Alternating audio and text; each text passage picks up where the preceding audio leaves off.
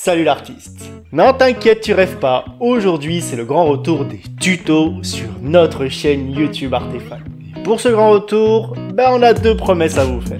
La première, c'est qu'on va essayer de vous apprendre un maximum de choses, que ce soit autant sur le traditionnel que le digital. La deuxième promesse, c'est qu'on va essayer d'être le plus efficace possible dans nos tutos. Comme par exemple notre vidéo du jour, apprendre à dessiner Carapuce en 5 minutes seulement. T'es prêt pour ça? Alors let's go!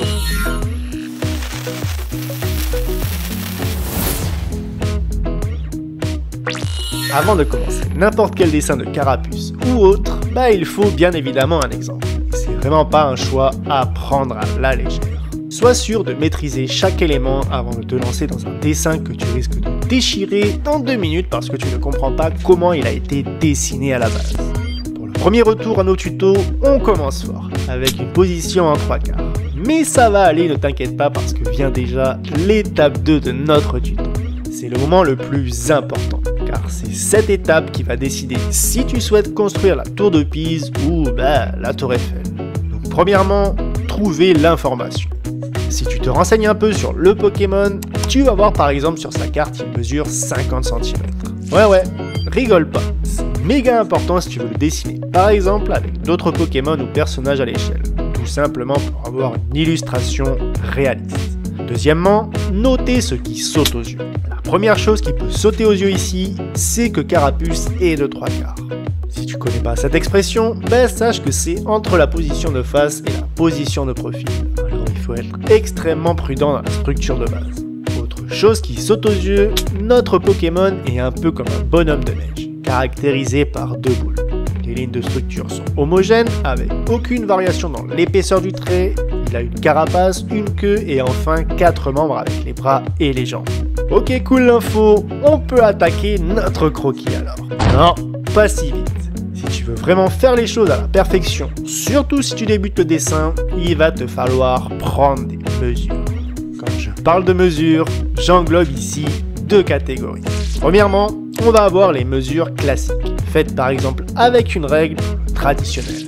Deuxièmement, on a les mesures de référence, avec par exemple la hauteur de l'œil de gauche égale à celle du droit, son placement par rapport au bras gauche, le placement du bras gauche par rapport au droit, son placement par rapport à la jambe de gauche, etc. Cette dernière technique te permet de voir s'il y a quelque chose qui cloche directement sur ton personnage, en te rapportant avec des points stratégiques. Donc, pour commencer, tu as la taille du personnage. Alors on place un trait en haut et un trait en bas pour le délimiter. On continue avec la taille de la tête en long en large, la taille du corps en long en large, et ici, on constate déjà un premier piège. Tu vas devoir utiliser la référence de la tête parce qu'elle n'est pas exactement dans le même axe que le corps. Même chose pour les 4 membres et finalement tous les éléments que tu souhaites pour que ton personnage soit le plus exact possible. Ça paraît chiant comme ça au début, mais tu vas voir, c'est ultra efficace et ça va te permettre de comprendre pas mal de choses pour les structures de personnages. Place enfin au croquis. Pour commencer, ne t'acharne pas directement avec les détails de Carapuce et utilise plutôt la technique des formes géométriques. Sois vraiment très léger dans ton trait et surtout, n'hésite pas à les superposer plutôt que de gommer si tu ne veux pas avoir un cratère dans ta feuille dès le début de ton dessin. Et maintenant que tes mesures ont été faites, tu vas voir, c'est extrêmement simple. Commence par gommer très légèrement ton croquis géométrique et je me lance avec toi en traditionnel. Pour ma part, je commence toujours par la tête. Je modifie la forme du crâne, je place les yeux avec l'aide des références et des mesures classiques. Je les utilise aussi pour placer la bouche, le nez, les sourcils, je peaufine un peu les détails des yeux et puis finalement, même musique pour le reste du corps. Allez, on accélère tout ça.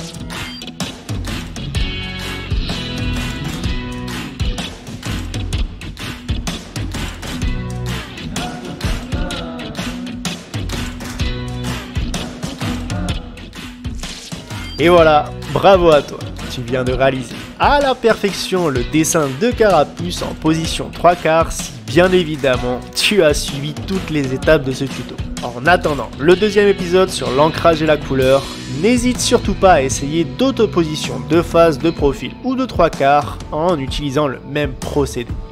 n'hésite pas à liker et à t'abonner si cette vidéo t'a plu. Pense à venir nous rejoindre sur nos autres réseaux sociaux, TikTok et Instagram pour nous donner de la force.